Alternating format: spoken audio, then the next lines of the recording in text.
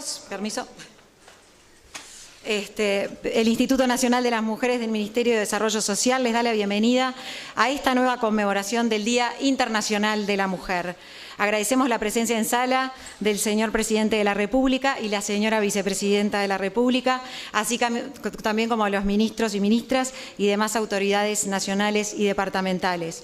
Le agradecemos especialmente a Fernando Abellá, director general del INPO, por alojarnos hoy y prestarnos su sede. También agradecemos la presencia de los medios de comunicación presentes. Agradecemos y saludamos especialmente a todas las personas que se encuentran siguiendo esta transmisión a través de streaming. Y por último, agradecer a Lorena Bardaco, intérprete de lengua de señas, quien será la que estará a cargo durante el transcurso del acto de la transmisión. Agradecemos en ese sentido a la Secretaría Nacional de Cuidados y Discapacidad de MIDES por su participación. Bajo la consigna reconocer el trabajo no remunerado construye igualdad, desde el Instituto Nacional de las Mujeres se propone hacer visible y poner en valor el trabajo no remunerado de las mujeres. Avancemos para reconocerlo y comportamos para redistribuirlo, actuemos para reducirlo.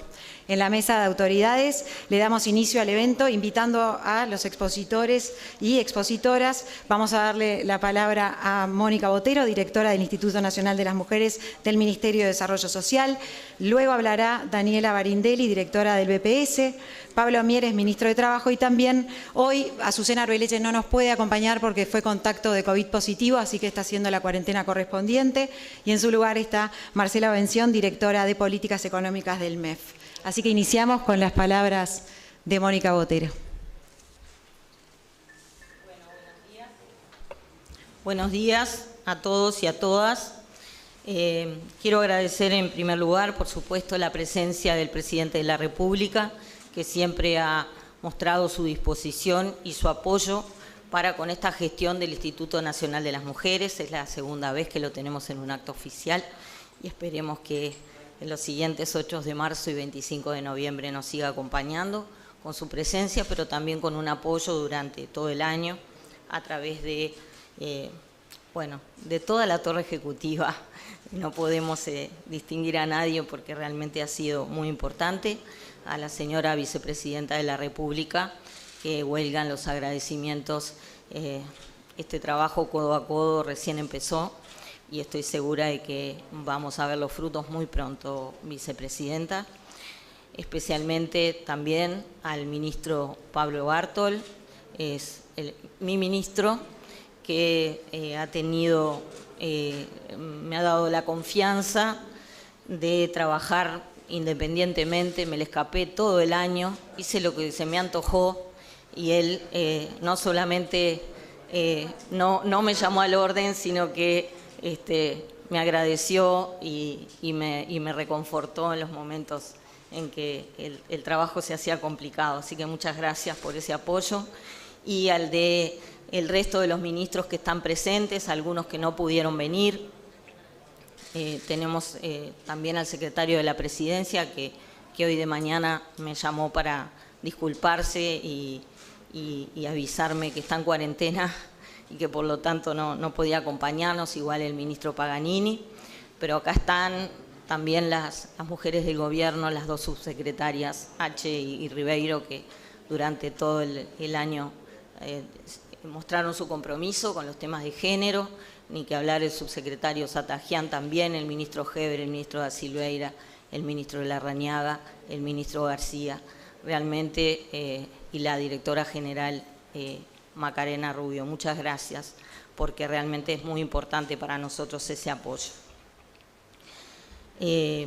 Hace un año, era domingo 8 de marzo, y estábamos con el ministro Bartol, que me quiso acompañar para empezar a salir y a recorrer, y la directora general de MEGAP.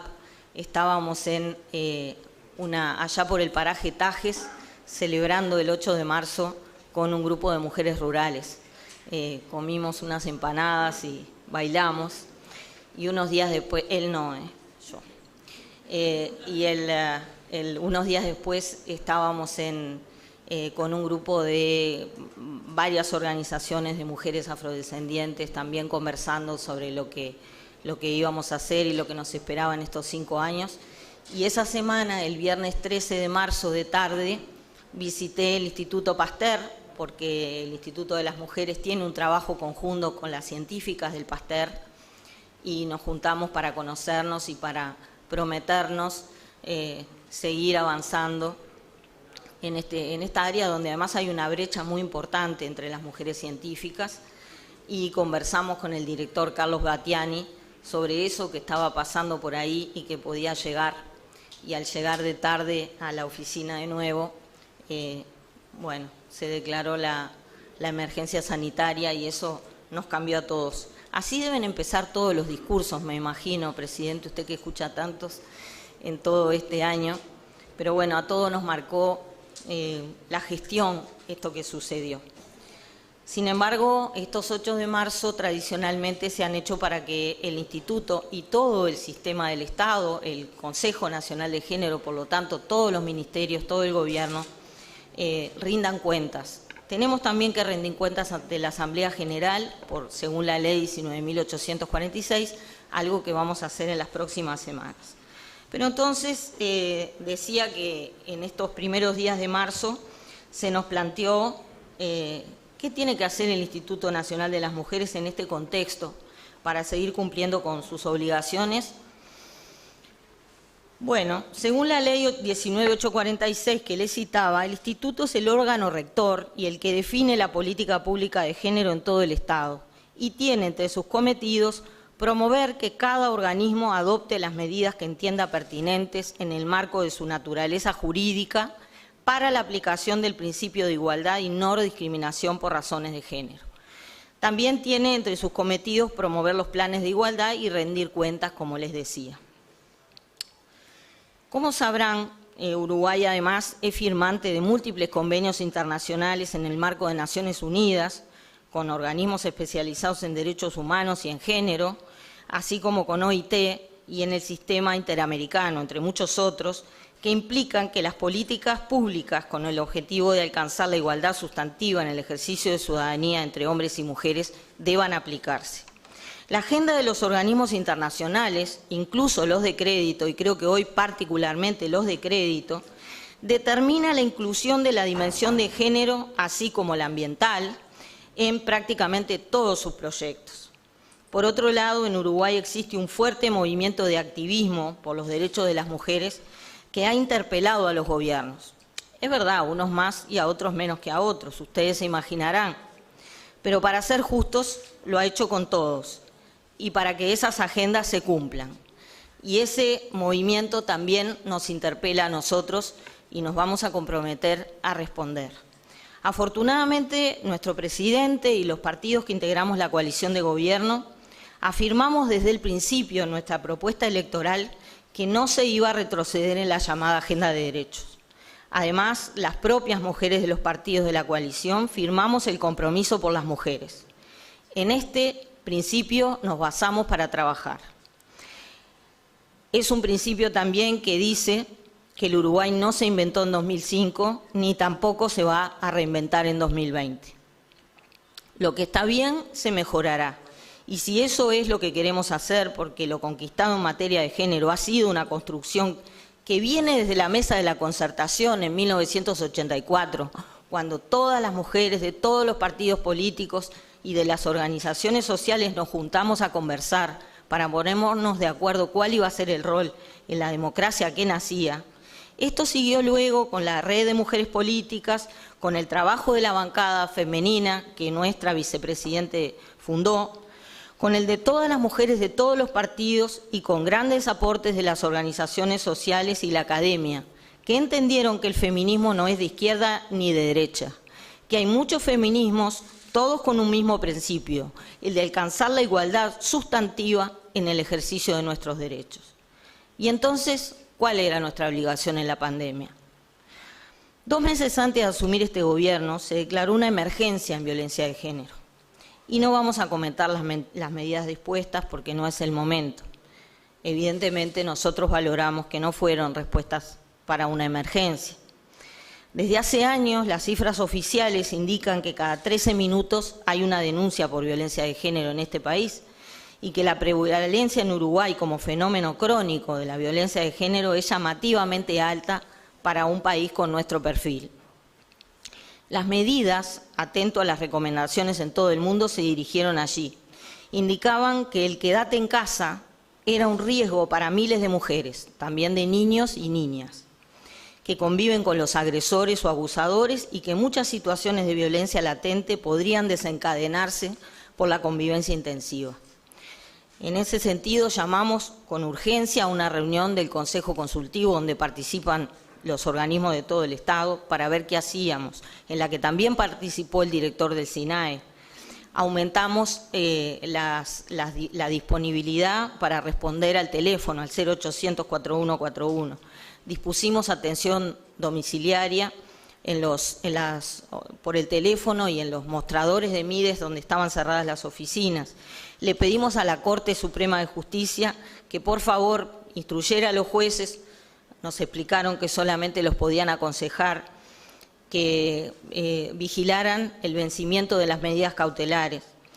Hicimos una campaña pública desde Presidencia de la República señalando sobre este tema y dando las herramientas de denuncia y de consulta. En ese sentido, convocamos y seguimos convocando a que todos los ciudadanos y ciudadanas se bajen la aplicación 911, que tiene un botón de pánico en violencia doméstica y les puedo asegurar que funciona muy bien. Una vez se me escapó el dedo y lo llamé y tuve que convencer al policía que me llamó de que no estaba en una situación de violencia, sino que estaba en la convención del Partido Independiente y así se lo tuve que mostrar. Así que lo probé muy personalmente. Ni un día se dejó de atender nuestro servicio en las oficinas Mides y funcionó a la par de la entrega de canastas, que no dejó ni un día de cumplir con sus obligaciones. Acordamos, acá está el subsecretario Satajian, hablamos con el Ministerio de Salud Pública para que alertaban al personal de salud que va a las casas en cuanto a la posibilidad de detectar situaciones de violencia en las casas, y también hablamos con ANEP y con el MEC para que las plataformas, a través de las plataformas CREA, se difundiera una campaña para que los docentes que iban a dar clases por Zoom tuvieran claro cuáles podían ser los signos de abuso, incluso de pedido de ayuda de niños y niñas, y lo mismo a través del Plan Ceibal. La decisión del Gobierno, a través del presidente, de no declarar el confinamiento obligatorio y privilegiar la libertad, entre ellas la de ir a trabajar y la de movimiento responsable, y luego la de abrir los centros educativos, resultó positivo para las mujeres en ese sentido, en el sentido de sufrir violencia en situaciones agudas, como en otros países se vio que fue un gran problema. Sin embargo, junto con la crisis social derivada de la sanitaria que implicó la pandemia en todo el mundo, lo que se puso en evidencia como interpelación principal fue la enorme carga de trabajo no remunerado sobre los hombros de las mujeres. Con el regreso de las personas al ámbito de lo privado como centro de actividades, donde pasan la mayor parte de su tiempo, puso en los hombros de las mujeres la respuesta a esa nueva realidad. Las familias tuvieron que resolver el trabajo doméstico, el cuidado de los niños, incluyendo la asistencia a los que retomaban la educación a distancia, prescindiendo de los apoyos en las casas donde había de empleadas en la casa, o a veces de los mayores, las abuelas y los abuelos, a quienes a la vez se vieron obligadas a asistir. Está medido que esas tareas fueron y siguen siendo realizadas por mujeres en más del 70% de los casos. Y esto es independiente de si debieron hacer teletrabajo o si uno u otro miembro de la familia continuó ocupado o en seguro de paro. Y no es natural que así sea, no es natural que sean las mujeres las que se encarguen de estas tareas. Y no es una responsabilidad solo de las mujeres desempeñar el trabajo no remunerado. Es quizás la principal expresión de la desigualdad de género que podemos corroborar que se da en nuestras sociedades occidentales y que por otra parte le cuesta mucho dinero a nuestras economías. Esta desigualdad implica que el trabajo doméstico y de cuidados de niñas y niños y personas mayores y con discapacidad le impide a las mujeres una menor participación en el mercado laboral y a la vez ha generado una brecha salarial que hoy sobrepasa el 23%. Esto es, que por ser mujer, este año las que trabajamos fuera de nuestras casas empezamos a cobrar nuestro salario, por ejemplo, el 28 de marzo.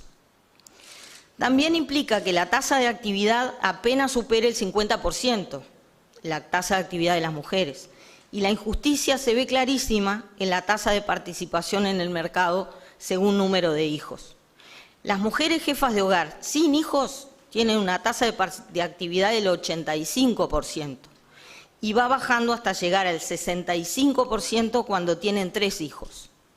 Mientras que la tasa de actividad de los hombres jefes de hogar es de 97% y cuando tienen 3 hijos es de 97%. Aun cuando se accede al mercado, hoy los hogares donde ambos trabajan son el 47%, los cargos directivos solo los ocupan el 11% de las mujeres y son dueñas de empresas solo el 12% de las mujeres. ¿Y esto es una cuestión de preparación o de capacidad, como se dice? Pero las mujeres somos el 65% de los egresados universitarios y el 64% de los posgraduados universitarios. Por lo tanto, está claro que no es un problema de capacidad.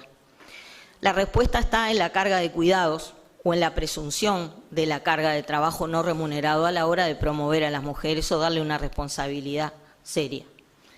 ¿Qué se puede hacer desde la política pública para mejorar esta situación? Está claro que los cuidados, el trabajo no remunerado y doméstico son un eslabón invisible pero imprescindible de la actividad productiva de la economía de cualquier país. En Uruguay representan el 22% del PBI. De ese 22, más de 16 lo hacen las mujeres. Esto es más producción que muchas industrias. Pero esa carga de trabajo no tiene por qué recaer solo en las mujeres. Se trata de promover un cambio cultural para comprenderlo. Y por eso nuestra consigna de este año es reconocer el trabajo no remunerado, construye igualdad. Se trata de generar acciones que promuevan la corresponsabilidad. Por eso en abril también vamos a hacer una campaña, pero la van a protagonizar los hombres y va a ser en clave futbolística. Se las recomiendo porque está muy buena. Se trata de que el sector productivo y los sindicatos también incorporen estas reivindicaciones en sus plataformas. Tiene que ser un punto de negociación. El sector productivo tiene que hacerlo porque ese aporte les está impidiendo ganar más plata. Todos los estudios internacionales indican que las empresas y organizaciones que incorporan mujeres en sus puestos directivos tienen mejores resultados económicos y menos problemas de corrupción. Los sindicatos, porque si hay un indicador de injusticia social en el ámbito laboral hoy, es el de la brecha salarial y la falta de participación en el mercado laboral. Y ambas afectan a las mujeres en su conjunto, pero en particular a las más pobres, a las más jóvenes, a las afrodescendientes y a las del interior. Y por supuesto, lo último, pero no menos importante, necesita el compromiso de nosotros, desde el Gobierno, para generar condiciones e incluso planificar intervenciones que garanticen la igualdad sustantiva. Desde el Instituto Nacional de las Mujeres creamos el Departamento de Autonomía Económica, que tiene ya en carpeta varios proyectos de formación e inclusión de mujeres, particularmente del interior del país, en el mercado laboral. Trabajamos en varios de ellos con la Dirección Nacional del Empleo del Ministerio de Trabajo, también con la Oficina del Servicio Civil, para implementar con sentido de justicia la puesta en marcha de los concursos. El director de la Oficina del Servicio Civil nos explicaba que la respuesta a esta información que se dio hace unos días sobre que el 80% de los cargos principales en el gobierno los ocupan mujeres, tiene su respuesta en un artículo de la Ley de Presupuesto que acabamos de aprobar, donde convoca a que por lo menos el 50% de los cargos principales en el Estado sean por concurso. Y como ustedes ya saben, estamos mejores preparadas y ahí va a haber un cambio importante. Creamos también el Centro de Formación de Líderes Políticas, que va a tener una base en el interior para incluir a las mujeres líderes en las instancias de decisión, porque creemos que el hecho de que las mujeres puedan acceder a las instancias máximas de decisión también desde la política es fundamental para darle importancia a la agenda nuestra. Acompañamos también la reformulación que está haciendo el MIDES, del sistema de cuidados. El sistema de cuidados no se está desmantelando, el sistema de cuidados se está reformulando para hacerlo viable desde el punto de vista financiero y que no estemos dependiendo de organismos de crédito para poder continuar. Participamos en el asesoramiento a la Comisión de la Reforma de la Seguridad Social. El doctor Salday nos convocó y nos pidió que le hiciéramos un estudio sobre cómo no dejar atrás a las mujeres, que vamos a ser la amplia mayoría de la población mayor de edad dentro de pocos años a la hora de jubilarnos. Coordinamos y acompañamos los proyectos del Ministerio de Industria y del Ministerio de Ganadería que tienen perspectiva de género. El Ministerio de Ganadería hizo un plan de género. Acompañamos y formamos en convenio con la Escuela de Administración Pública un programa de formación para la igualdad a funcionarios del Estado. En el segundo semestre del año haremos la segunda encuesta de uso del tiempo, la primera es de 2013, que nos muestre una foto del peso del trabajo no remunerado de las mujeres y de los varones. Implementaremos un programa de promoción de las mujeres en las carreras científicas y tecnológicas de acuerdo a las necesidades del mercado hoy. El mercado nos está pidiendo personas formadas altamente en estas especialidades y las mujeres estamos rezagadas en la elección por razones culturales de esas carreras. Y participaremos en la movida continental junto con la vicepresidenta, que es la que se ha puesto a la cabeza en el liderazgo de este tema, para incluir a todas las mujeres del país en una canasta digital para que ninguna se quede atrás. Tenemos el mandato de hacerlo con todo el Estado y con todos los ciudadanos y las ciudadanas, con la oposición, desde el gobierno, desde la sociedad civil, los sindicatos, los empresarios y, por supuesto, los tomadores de decisión. Es una razón de justicia. Les agradezco muchísimo por haber estado. Le agradecemos a Mónica. Les vuelvo a solicitar a la prensa que por favor está saliendo al aire en streaming y se está viendo que no estamos cumpliendo con el protocolo de COVID, así que les pido por favor que vayan a la sala de atrás. Y ahora sí le damos la palabra a Daniela Barindelli, directora de BPS. Muy buenos días. Muy buenos días, señor Presidente de la República, Luis Lacalle, señora Vicepresidenta Beatriz Argimón, señoras subsecretarias y señores ministros presentes. Muchas gracias, Mónica Botero, por la invitación. Todas y todos los presentes y todas y todos los que nos están siguiendo a través de las redes. Como directora del Banco de Previsión Social, es un honor poder participar de esta jornada tan significativa, que además de la celebración nos propone reflexionar sobre cómo se han venido evolucionando en algunos aspectos y el camino que nos queda por recorrer para lograr la equidad de género. A nivel de seguridad social, sabemos que el comportamiento de las personas en el mercado laboral, los años de trabajo, el nivel de remuneraciones, el nivel de formalidad que se tenga, influye en las prestaciones a las que se puede acceder, estando en actividad y en el futuro a la hora de jubilarse. Es bien sabido que la sobrecarga de trabajo no remunerado, a la cual Mónica recién hacía referencia, que tienen las mujeres, afecta su participación en el mercado laboral, tanto en oportunidades de acceder a un trabajo, como en la calidad y en los montos salariales. Al dedicarse más tiempo a los trabajos no remunerados, las mujeres tienen menos tiempo para trabajos remunerados, menos ingresos, menos cotizaciones de aportes a la seguridad social, mayores dificultades para acceder a las prestaciones de activos, menos años de aportes y mayores dificultades para lograr una jubilación. Este tema, que ha sido recogido por InMujeres y que hoy nos convoca con la consigna reconocer el trabajo no remunerado construye igualdad, ha sido tomado por todo el directorio del Banco de Previsión Social.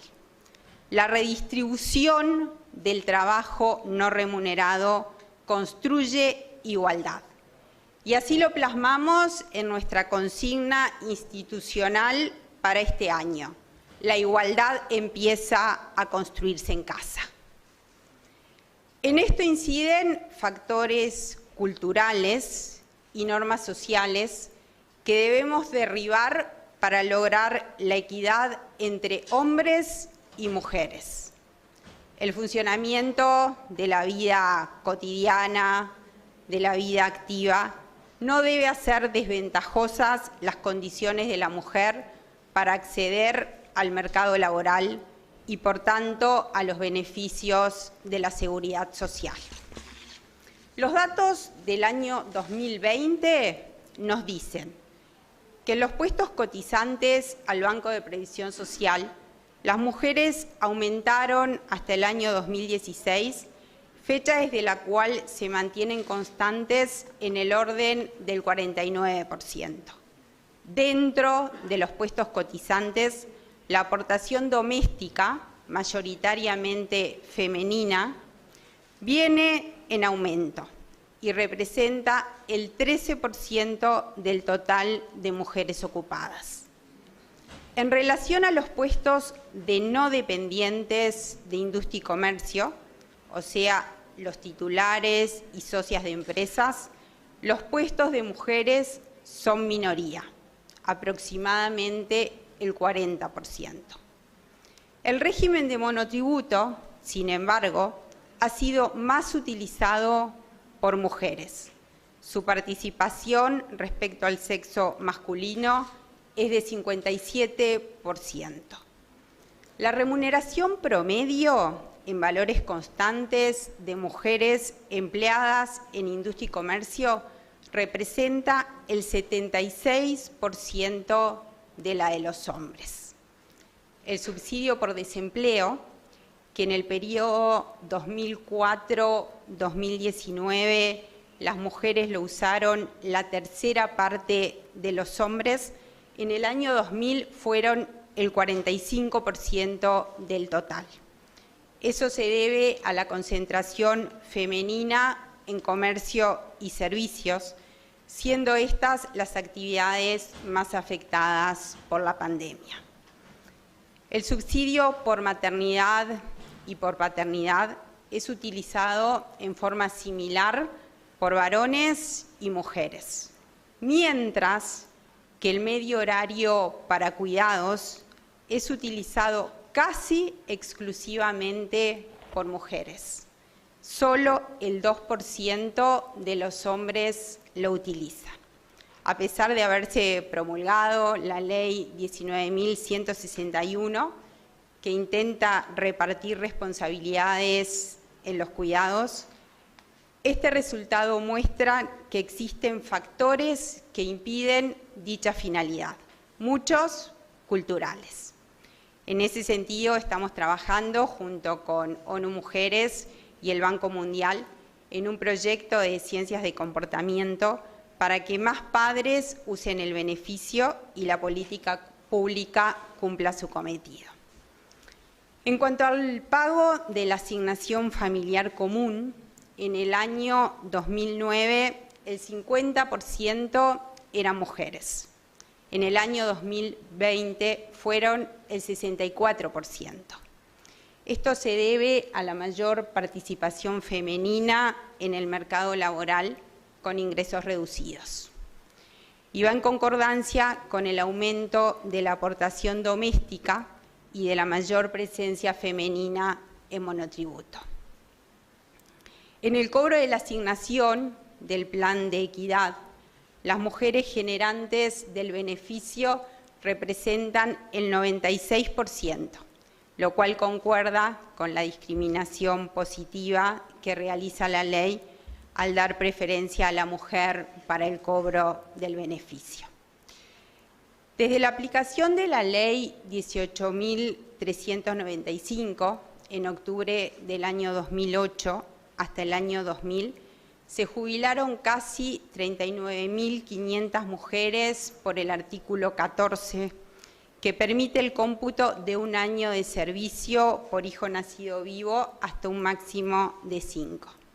Estas mujeres no hubiesen podido llegar a la jubilación en ese momento si no hubiesen hecho uso de ese beneficio. El 98% de las administradoras de pensiones alimenticias son mujeres. El registro de obligados alimentarios que funciona en la órbita del Banco de Previsión Social tuvo un papel preponderante en el año 2020, haciendo posible las retenciones de los subsidios y que las mismas llegaran al destinatario.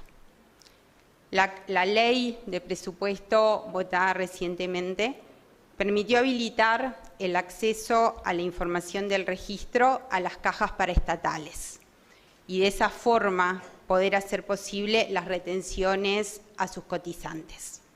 Estamos trabajando en su implementación y va a quedar casi cubierto la totalidad del universo de obligados dependientes. Debemos encontrar un mecanismo para obligar a los no dependientes. Se ha avanzado, nada se logró en forma aislada. Es el resultado de acciones y normativas de seguridad social que forman parte de políticas públicas orientadas al logro de la igualdad de género. Persisten aún grandes inequidades y obstáculos difíciles de vencer. Uno de ellos es el rol fundamentalmente femenino en el trabajo no remunerado y todas sus consecuencias en la seguridad social a las que me referí en un principio. Estamos dispuestos a trabajar para derribarlo. Ya empezamos. Por eso, la consigna de este año del Banco de Previsión Social, la igualdad empieza a construirse en casa. Ahí la tenemos. Muchas gracias.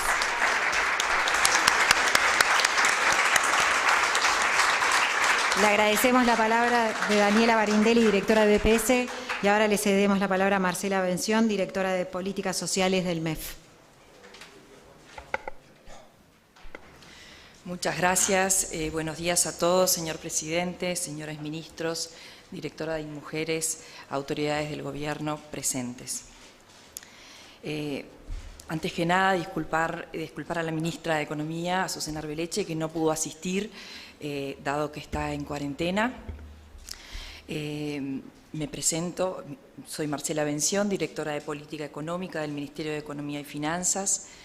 Agradezco la invitación al Ministerio de Economía y Finanzas para hablar en este nuevo espacio de reflexión respecto a la desigualdad de oportunidades que afecta a las mujeres en el camino a su propio desarrollo. En noviembre pasado se hacía un evento similar en el que se refería a la dimensión más dramática de esta desigualdad de género que refiere a la violencia doméstica. Hoy tratamos, o el tema o la temática es muy importante también y refiere al derecho de la mujer a acceder a puestos de trabajo con igual remuneración a la del hombre, algo que lamentablemente no ocurre aún, no solo en Uruguay, sino en el mundo todo. Claramente, como bien han referido, se ha referido en la mesa, ello tiene una serie de implicancias negativas para la mujer, no solo a nivel de su desarrollo personal, intelectual, sino también en materia de satisfacción de necesidades básicas, porque es bien sabido que la pobreza afecta mayoritariamente a aquellos hogares con jefatura femenina. Y un dato bien ilustrativo en este sentido es que los beneficiarios de los programas MIDES, AFAM, PE, tarjetas TUS, son casi en un 95% mujeres. Es preciso trabajar para cambiar esta realidad, lo que nos lleva al mercado de trabajo, claramente una fuente importante de recursos que permitiría contrarrestar esta situación tan triste.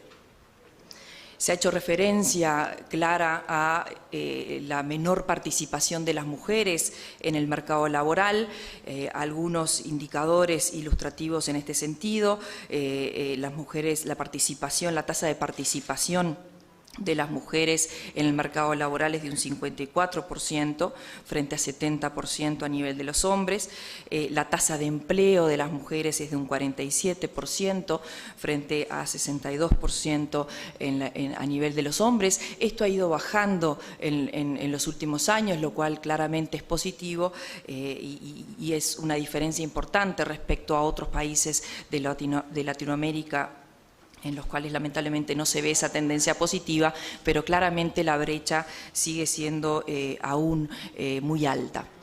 Los factores detrás de esta desigualdad de acceso al mercado laboral obviamente se han mencionado y refieren a los niveles educativos. Esa brecha en el acceso es mayor en los hogares más carenciados. El acceso a centros educativos para los hijos de ese hogar es un factor que también se entiende como importante, y ahí un poco lo que Mónica refería, el tema del sistema de cuidados tiene que ver, puede llegar a tener que ver.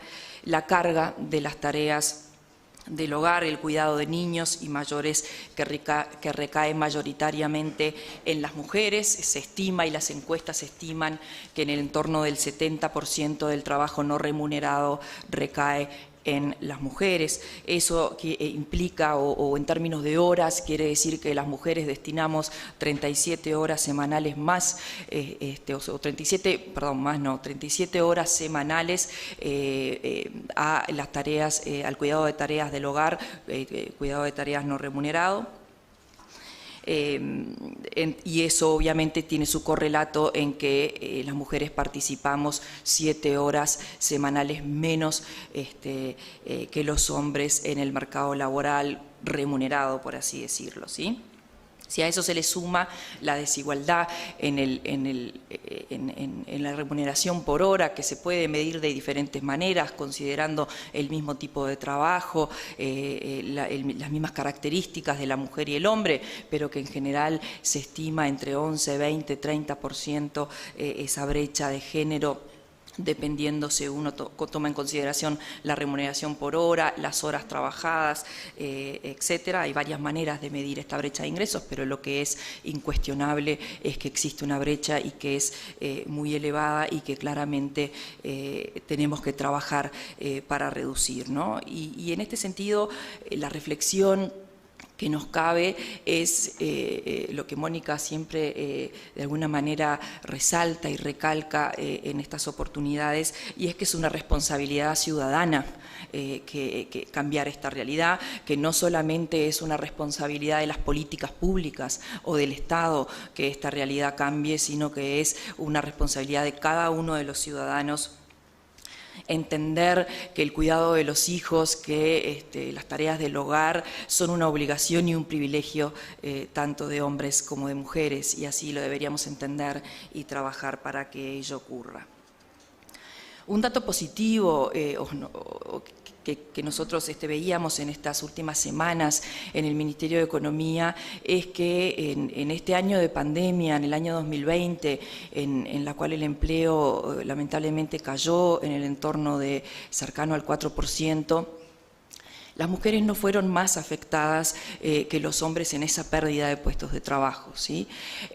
Básicamente lo que nosotros vemos en las encuestas de empleo, que incluyen tanto cotizantes como trabajo informal, cabe resaltarlo, vemos que la pérdida de empleo por parte de hombres fue de un 3,9%, básicamente el empleo cayó un 3,9% a nivel de los hombres y 3,5% a nivel de las mujeres, pero claro, uno ve este aumento del trabajo no remunerado y concluye al final del día que la mujer se sobrecargó porque siguió haciendo sus tareas remuneradas y más tareas en el ámbito no remunerado, lo cual nos interpela y nos sigue interpelando sin dudas de que hay que cambiar esta realidad.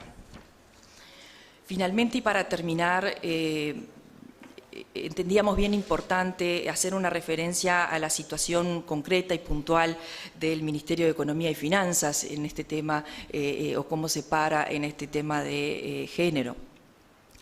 Bueno, los hombres del Ministerio de Economía y Finanzas bromean permanentemente que el Ministerio de Economía y Finanzas es un ministerio de género y que de alguna manera se hace lo que las mujeres dictan que se haga. Pero más allá de la broma, sí es importante resaltar que tenemos una ministra de Economía por primera vez en la historia de nuestro país y claramente creemos que eso abre un camino, una esperanza en materia de igualdad de oportunidades, que es bien importante resaltar, poner sobre la mesa y celebrar.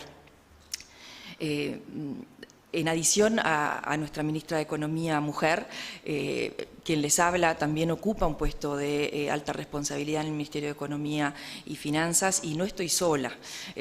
Hay un grupo de mujeres que por primera vez acceden mayoritariamente a cargos de alta dirección y de decisión y de poder de decisión. De hecho, en el Ministerio de Economía y Finanzas, en el que creamos la unidad de género, que estaba mandatada en la ley desde el 2019, pero que no se había creado, estimábamos y calculábamos que en este momento hay un 67% de mujeres en los puestos de dirección frente a 36% en el periodo anterior, lo cual habla también de algo que Mónica me enseñó, que es ese traccionamiento que las mujeres de alguna manera tenemos a otras mujeres, ¿no? A animarlas a asumir estas tareas que claramente generan esa división de responsabilidades entre el trabajo no remunerado y el remunerado y generan una carga mayor, sin lugar a dudas, en las horas del día. En este grupo de mujeres, menciono algunas, en este grupo de mujeres de alta dirección, Magela Manfredi, Contadora General de la Nación, Nicole Perelmutter, Directora de la Asesoría Macroeconómica, María Pía Biestro, Directora de Asesoría Tributaria, Silvina Paniza, Directora de la Unidad de Participación Público-Privada, Ana Alfi, Directora de la Área de Zonas Francas, Margarita Faral, Directora de la Dirección General Impositiva, también Carmen Sánchez, que si bien formalmente no es estrictamente Ministerio de Economía, trabaja muy activamente con nosotros en todo lo que son las políticas de las pequeñas y medianas empresas. Considerando el Ministerio de Economía todo, las mujeres somos mayoría, en un 51%, pero si uno toma en consideración las unidades ejecutoras, la mayoría tienen un perfil femenino muy marcado porque claramente aduanas y casinos tienen un perfil más masculinizado, o sea que si uno de alguna manera separa esas dos unidades, el resto de las unidades es mayoritariamente con características femeninas. Todas estas mujeres estamos en nuestros cargos por nuestra idoneidad técnica y porque tuvimos la oportunidad y la capacidad de empoderarnos para estar aquí. Desde el Ministerio de Economía entendemos que es en este camino en el que tenemos que seguir avanzando y el país todo tiene que seguir avanzando. Es necesario tomar conciencia y trabajar desde las políticas públicas, desde lo educativo, desde lo empresarial, desde lo social y fundamentalmente desde lo familiar. Es necesario avanzar en el cambio cultural para poder avanzar en la igualdad de oportunidades de hombres y mujeres. Desde ya el compromiso del Ministerio de Economía en este sentido. Muchas gracias. Agradecemos las palabras de Marcela Bención, directora de Políticas Económicas del MEF, y le vamos a ceder la palabra para el cierre a Pablo Mieres, ministro de Trabajo y Seguridad Social. Muchas gracias, María. Buenos días, muy buenos días. Un saludo al señor Presidente de la República, Luis Lacalle Pou, a la señora Vicepresidenta de la República, Beatriz Argimón, a las distintas autoridades ministeriales presentes, al director de la Oficina Nacional de Servicio Civil y a las representantes de ONU Mujeres que también nos acompañan. En primer lugar, felicitar a la directora de InMujeres, Mónica Botero, por el indudable acierto en la elección del tema central para esta conmemoración, la situación del trabajo no remunerado en nuestro país. Y obviamente agradecerle a ella y al ministro Bartol la invitación formulada para integrar este panel que mucho nos enorgullece. Agradecer también los aportes realizados por la Comisión de Género, integrada por funcionarias de nuestro Ministerio y por la directora general Valentina Arlegui, que nos acompaña también, involucrada directamente en el impulso a las iniciativas en la búsqueda de la equidad de género en los diferentes ámbitos de la vida social. Con ellas mantuvimos un fructífero encuentro y muchas de las ideas e iniciativas que vamos a presentar tienen su origen en dicho diálogo. Comparto con la directora de ONU Mujeres Uruguay, Magdalena Furtado, que aquí está presente, lo que ella señalaba en cuanto a cuáles son aquellos asuntos en donde la inequidad de género se hace más manifiesta. En un reportaje que le realizaron la semana pasada en Búsqueda, ella señalaba que las asignaturas pendientes más relevantes en materia de inequidad de género en nuestro país eran la violencia de género, el acceso desigual a cargos de poder, la brecha salarial y la distribución del tiempo de trabajo no remunerado. Creo que es una muy acertada síntesis de nuestros dolores como sociedad en este tema tan sensible, relevante e injusto. De diferentes maneras, las 4 asignaturas pendientes tienen algo que ver con nuestra cartera, pero particularmente la distribución del trabajo no remunerado y la brecha salarial se vinculan muy directamente. Vamos a ingresar al tema que específicamente ha sido elegido en esta oportunidad. Como decía bien Mónica, las veces que ha sido medida la distribución del tiempo de trabajo no remunerado, tanto en 2007 como en 2013, el resultado ha sido el mismo. Las mujeres dedican el doble del tiempo que los hombres a este tipo de trabajo que no es reconocido formalmente, pero que además afecta directamente la disponibilidad de tiempo para el trabajo remunerado y, por lo tanto, es una de las causas fuertes de que las mujeres tengan una inserción laboral más reducida que los hombres. Como bien se sabe, la brecha de inserción laboral es del orden del 15 al 20% según los momentos y sigue siendo una asignatura pendiente. Estoy hablando de la inserción laboral más allá de la brecha salarial, que es aún mayor. La paradoja es que el nivel educativo promedio de las mujeres es más elevado que el de los hombres, por lo que parece muy evidente que la causa de la inequidad refiere a factores culturales y de corte subjetivo que van mucho más allá de las condiciones o competencias alcanzadas por las personas para obtener un empleo. Lo cierto es que los avances en la equidad de la distribución de tiempo de trabajo no remunerado indudablemente tendrían impacto directo en la mejora de la equidad en la participación de las mujeres en el mercado de trabajo. Como se ha dicho por varios especialistas, ha quedado de manifiesto durante la pandemia que la afectación del empleo femenino ha sido mayor y eso en buena parte se debió a la necesidad de atender a los gurises en los hogares, tarea que por lejos realiza en mucha mayor proporción la mujer que el hombre. Los datos de la desocupación registrados por las encuestas de hogares del INE también confirman el aumento de la brecha de género en los niveles de desocupación, particularmente en este tiempo de pandemia.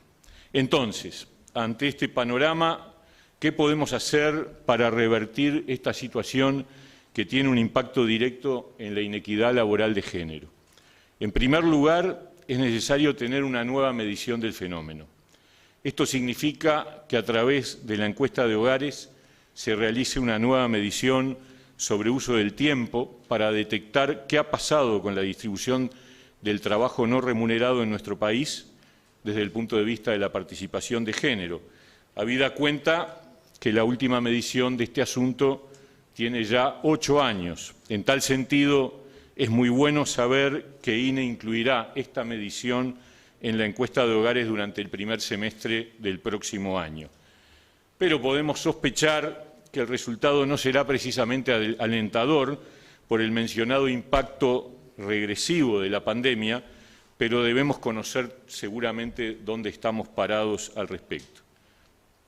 Además, sería importante poder incluir algún tipo de medición más permanente sobre este tema para que el seguimiento de la trayectoria de la situación en materia de distribución del trabajo no remunerado sea más constante y, por lo tanto, objeto de seguimiento. En segundo lugar, sabiendo que la distribución del tiempo de trabajo no remunerado depende de la existencia de un sistema de cuidados que permita habilitar la actividad laboral de los integrantes activos del hogar, indudablemente la política de cuidados y su fortalecimiento tiene un rol decisivo a cumplir en tal sentido. En tercer lugar, la distribución del trabajo no remunerado dentro del hogar es una decisión que depende de una concepción cultural muy firmemente arraigada que es necesario cambiar. No es casual que esta distribución sea más equitativa entre las nuevas generaciones.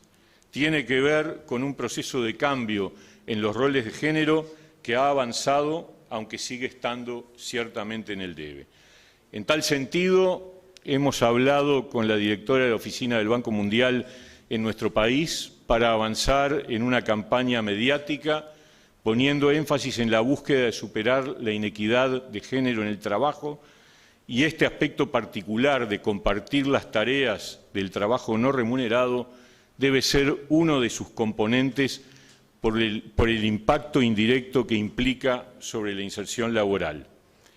Obviamente hay que seguir avanzando en la inclusión de esta concepción en el sistema educativo formal para que el cambio sea firme y duradero, porque en definitiva los dos grandes ejes de socialización son la educación formal y los medios de comunicación, y desde allí tiene que haber un impulso fuerte a modificar las conductas en donde en definitiva hay una raíz cultural muy potente.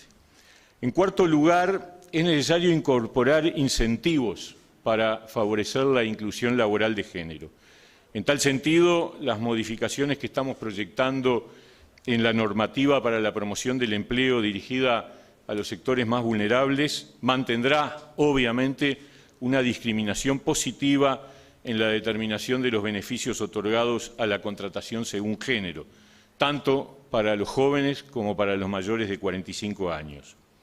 A su vez, en el marco de un acuerdo con la CUTI, con la Cámara Uruguaya de Tecnología de la Información, se dará inicio a un proyecto piloto para la inserción laboral de 150 mujeres en 8 departamentos del interior en el campo de las tecnologías de la información, que, como bien se sabe, es un ámbito laboral particularmente masculino y a la vez de alta remuneración. También debo anunciar que la Inspección General del Trabajo está desarrollando un protocolo para garantizar y controlar la igualdad de trato en los lugares de trabajo entre hombres y mujeres. En quinto lugar, estamos pensando en instaurar una batería de indicadores como parte de la medición de la responsabilidad social empresarial que refieran a indicadores de equidad de género. A ese respecto, la existencia de guarderías o espacio de cuidado de niños pequeños o un bono para guarderías, horarios flexibles, porcentaje de trabajadoras mujeres sobre el total de la plantilla, porcentaje de trabajadoras jefas de hogar, son algunos de los indicadores que tenemos que evaluar y que medir de manera permanente. En sexto lugar, este Ministerio impulsará la incorporación de cláusulas de corresponsabilidad en la próxima ronda de Consejo de Salarios a desarrollarse a partir de julio de este año.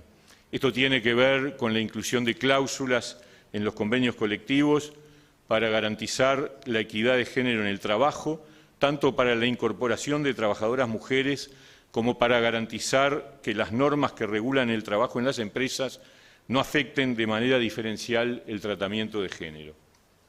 Finalmente, tenemos que analizar qué medidas concretas, además del aliento al cambio cultural, podemos impulsar para modificar la enorme diferencia por género en el uso del derecho al medio horario por la licencia por maternidad o paternidad. Como se dijo ya, la distribución es abrumadoramente diferencial por género y hay que buscar medidas de aliento para un uso más compartido de un beneficio de esta naturaleza. En este sentido, simplemente una posibilidad, no digo que tenemos decisión al respecto, pero una posibilidad podría ser la de establecer un porcentaje mínimo y un porcentaje máximo en los días de licencia que se pueden gozar según género, de manera tal que el equilibrio sea, digamos, se incentive un mayor equilibrio en el goce de la licencia, del medio horario según padres o madres. En fin, siempre quedan muchas cosas pendientes en estos temas. Lo importante es avanzar con convicción en la dirección de la equidad y conmemorar el Día Internacional de la Mujer, celebrando los avances y comprometidos con todo lo que queda por hacer. Muchas gracias. Les agradecemos a quienes expusieron y también a todas las personas presentes y que nos han seguido también en streaming. Damos por finalizado entonces el acto central del Día Internacional de las Mujeres. Reconocer el trabajo no remunerado construye igualdad. Avancemos para reconocerlo, compartamos para redistribuirlo, actuemos para reducirlo. Gracias.